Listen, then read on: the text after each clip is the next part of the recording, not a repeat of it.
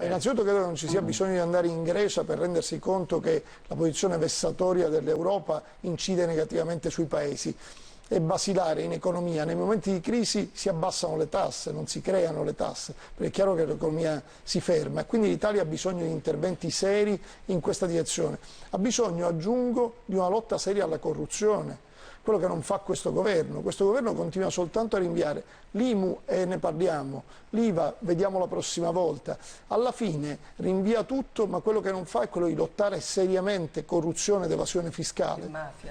E la mafia, ma lì dietro c'è anche la mafia. Ora dico le dichiarazioni del ministro Saccomanni che ogni giorno dicono ha visto la ripresa. Sarebbe la domanda, io vorrei girare un po' col ministro Saccomanni perché il paese che sto girando francamente non mi sembra che sia in ripresa, anzi le imprese sono ferme, le piccole e medie imprese stanno chiudendo. Il dato del Sole 24 Ore di oggi è che ci sono stati 380 fallimenti nell'ultima settimana, 9.000 dall'inizio dell'anno, non mi pare che ci sia una ripresa. In tutto questo ha detto che a novembre andrà in Svizzera per vedere di poter tassare i depositi svizzeri.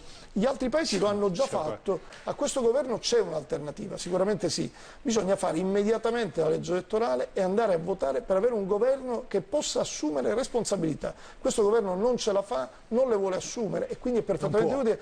Non può, sì, ma i cittadini non ce la fanno più, io non per dar ragione a Grillo e Casaleggio, dei quali voglio dire, non sostengo l'azione, però devo dire a settembre, quello che il governo eufemisticamente definisce ingorgo, ci sarà una tassazione smodata, i cittadini non ce la faranno, scenderanno in piazza lo purtroppo. Questo è lo dice chiunque gira per il paese. Non voglia mentire ai cittadini. E allora si corra, perché se non si riesce a fare qualcosa subito il paese non ce la fa più.